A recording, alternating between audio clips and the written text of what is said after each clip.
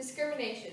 Treatment or consideration of, or making a distinction in favor of or against a person or thing based on the group, class, or category to which that person or thing belongs, rather than on individual merit.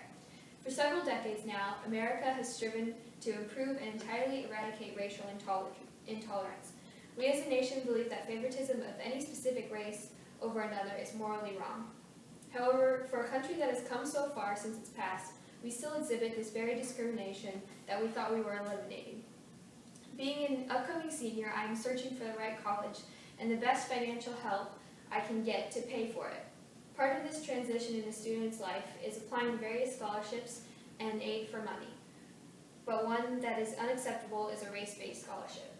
In the fall of 2012, it was estimated that 21.6 million students were to attend college in the U.S. No doubt a large percentage with help financially in many ways. Some of these students, white, African American, Chinese, Native American, and several more, undeniably need this help in order to even dream of attending college. As America embodies its true nickname of the melting pot, regardless of your race, many people face hard times and need help paying for their schooling. 10% of our scholarships offered in the U.S. are dependent on your ethnicity alone, and when searching for scholarships purely based on this requirement, one can find them for every race with one exception, Caucasian Americans. But how is this fair? Are we a country who does not show preference? Well, most people would agree, but what if we created Caucasian-only scholarship? Well, that would be racist. But why is this happening? How is this going unnoticed? Well, unfortunately, we have created such a large mental block based on our past that we cannot get over it to the future. We have become obsessed with showing no preference to white Americans, and we've actually gone backwards in making sure that they have none. When people think of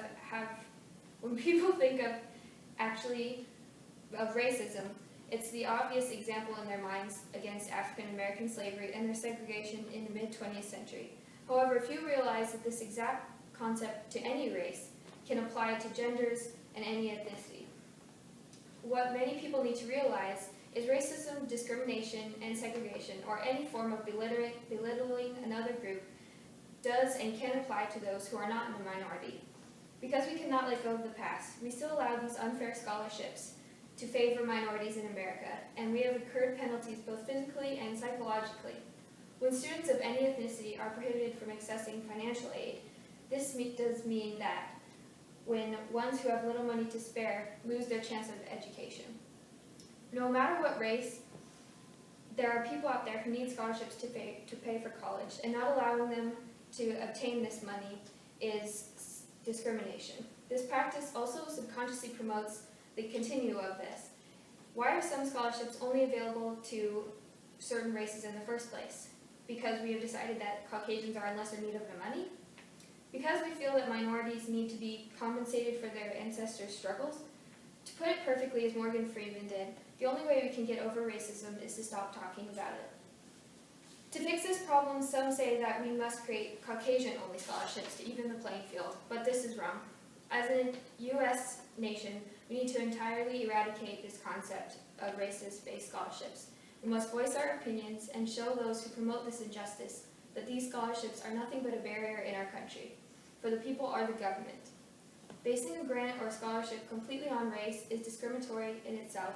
Just because the majority race is said to have the majority amount of the money does not mean that there aren't people who deserve it out there. By continuing this practice, we are only continuing discrimination. By trying to make financial aid fair, we are only creating a bigger injustice. Just because the discrimination is against Caucasians does not make it any less immoral. We must ban these obstructions which prevent us from becoming a united and free nation.